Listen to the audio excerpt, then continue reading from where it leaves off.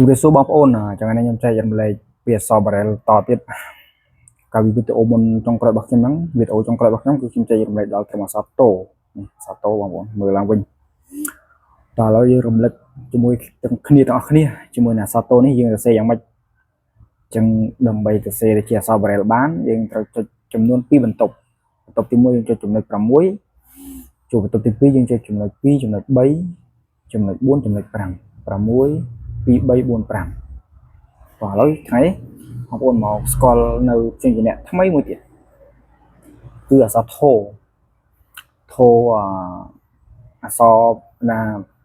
អក្សរទី19បងប្អូនព្យញ្ជនៈទី19នេះហៅធនធានអីហ្នឹងបងប្អូននេះ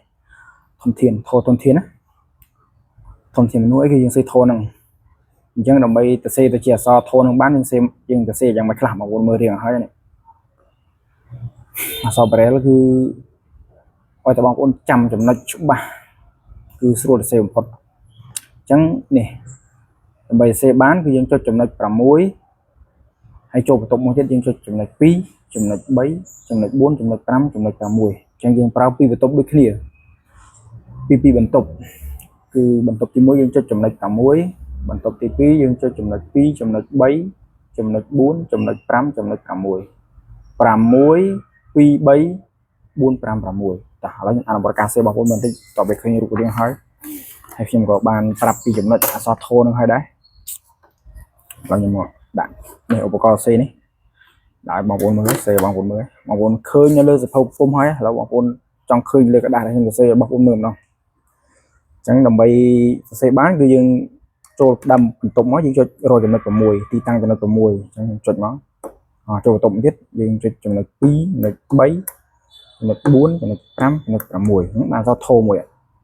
យើងចុចចឹងទៀតមក6 2 3 4 5 6មក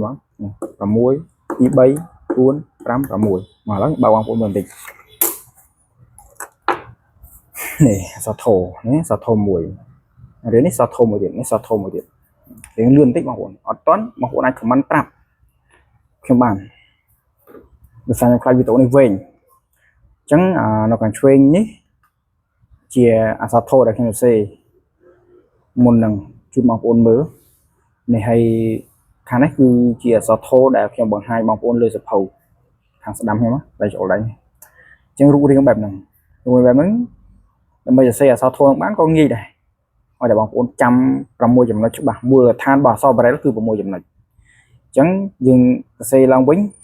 មុននឹងខ្ញុំបញ្ចប់វីដេអូនេះ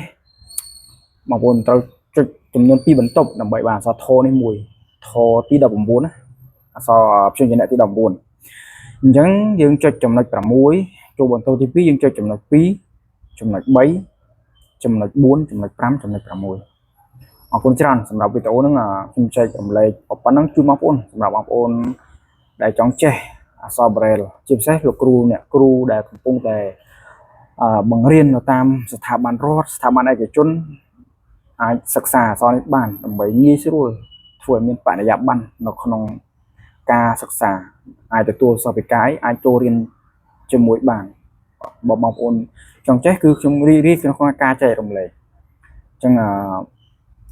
បើចង់ចេះចង់លម្អិតអាចឆាតចូល page ក៏បានអាច comment ក៏បានអញ្ចឹងសម្រាប់បងប្អូនដែលត្រូវការអង្គពួកខ្ញុំមានបើកជាអាជីវកម្មមួយផ្ទាល់ខ្លួនសម្រាប់រកស៊ីក្នុងថ្ងៃអនាគតដែរអាជីវកម្មហ្នឹងគឺជួយទាំងកសិករខ្មែរទៀតបើបងប្អូនទិញទៅណាបងប្អូនជួយរកទីផ្សារឲ្យកសិករខ្មែរហើយបងប្អូនមានចំណែកនៅក្នុងការគ្រប់គ្រងផលិតផលនៅក្នុងស្រុកទៀតអញ្ចឹងបងប្អូនបើមានបំណងគ្រប់គ្រងបងប្អូនអាចចូលទៅ follow page អង្គរម៉ែ TikTok អង្គរម៉ែបងប្អូនចុច search ពាក្យថាអង្គរម៉ែទៅឃើញមានទាំង page មានទាំង TikTok ចឹងបងប្អូនជួយ follow ម្នាក់មួយទៅដើម្បីតាមដានព័ត៌មានថ្មីអំពីការលក់របស់ពួកខ្ញុំដែរអញ្ចឹងអរគុណច្រើនសម្រាប់វីដេអូនេះខ្ញុំមានប៉ុណ្ណឹងសម្រាប់ចែករំលែកថ្ងៃនេះជួបគ្នាជាមួយខ្ញុំនៅវីដេអូក្រោយទៀតជម្រាបលា